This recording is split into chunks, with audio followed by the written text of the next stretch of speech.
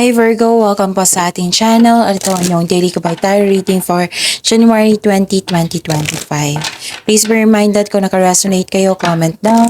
Kung hindi kayo naka-resonate, ibigay niyo po sa iba kasi channel reading po ito. This is for you Virgo ngayong January 20, 2025.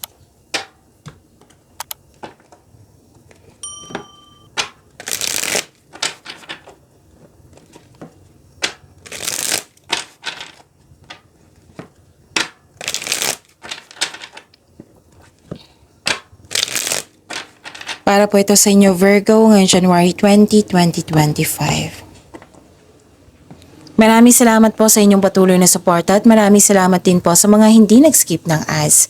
Gamitin ang reading na ito bilang gabay lamang sa mga hindi pa nag-subscribe. Subscribe na po kayo at click bell notification para malaman nyo na may bago tayong video. Para sa mga gusto magpa-reading po, may lumabas dyan sa screen nyo ngayon. Panoorin nyo po, sundin ang instruction. Spirits Guide, mga ganang pa para kay Virgo ngayong January 20, 2025. I need 3 cards po.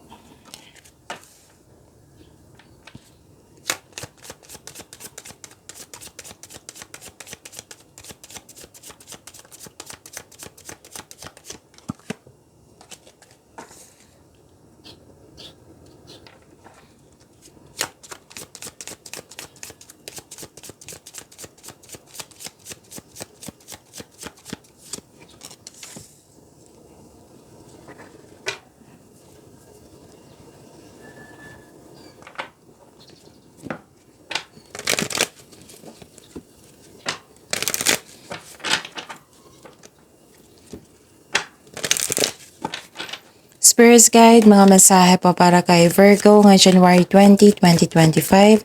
I need 2 cards po.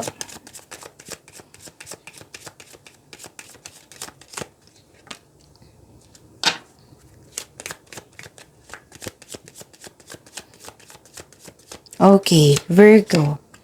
Ngayon January 20, 2025, may nagbigay ng wisdom message sa iyo. Nakita ko rin dito na may party, reunion, meeting, special event, public event.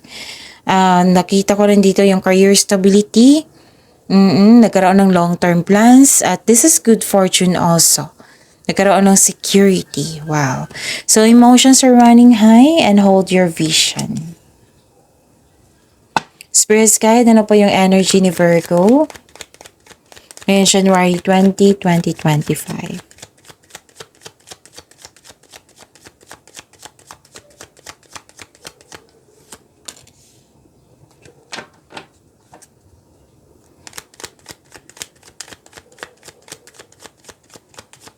A clarification of this card po.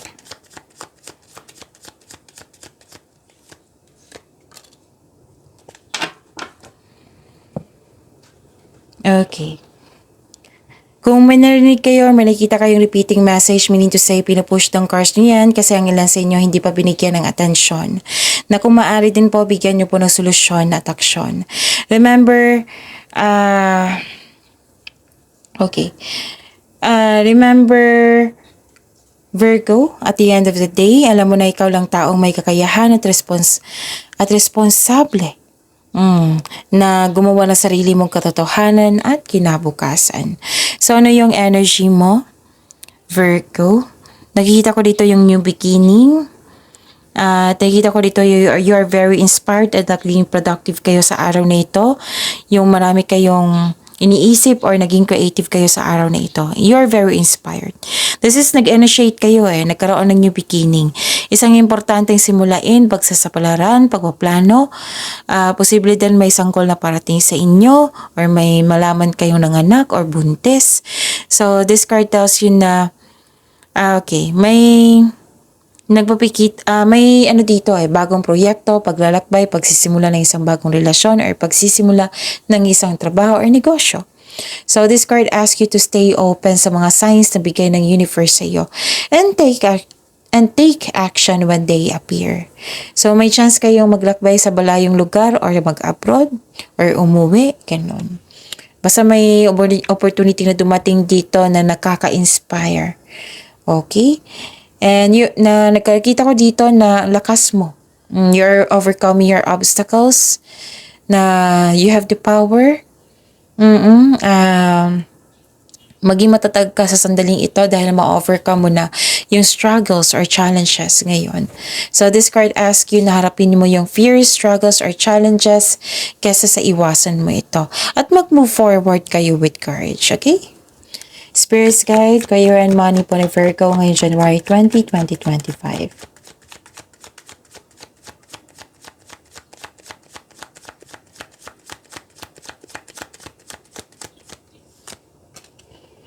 And the clarification of this card po.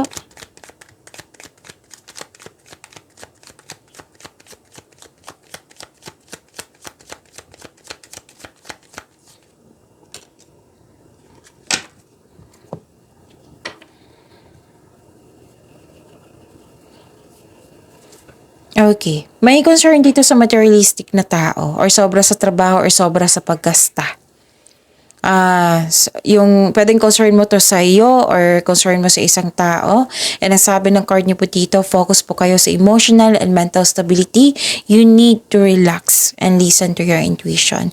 Kung hindi nyo alam kung paano mag-connect sa inyong intuition, i-search nyo po sa Google on how to connect to your intuition kasi marami pong paraan yan. Okay? And nakita ko dito na may parating na opportunity. So this is the second card na nag-clarify na may job opportunity or new sources of income na maaaring makainahan sa inyong kaperahan. So huwag niyo pa daw palampasin ang pagkakataon na ito. Pero then, enjoy na enjoy ka sa mga gawain mo ngayon. Or magaan kasama yung mga kasamahan mo. Spirits Guide, Love Life, Self-Love, Partnership, and Romance ni Virgo.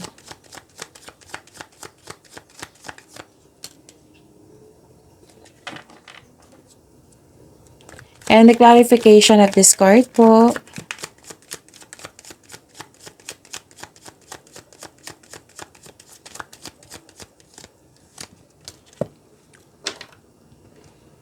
Okay.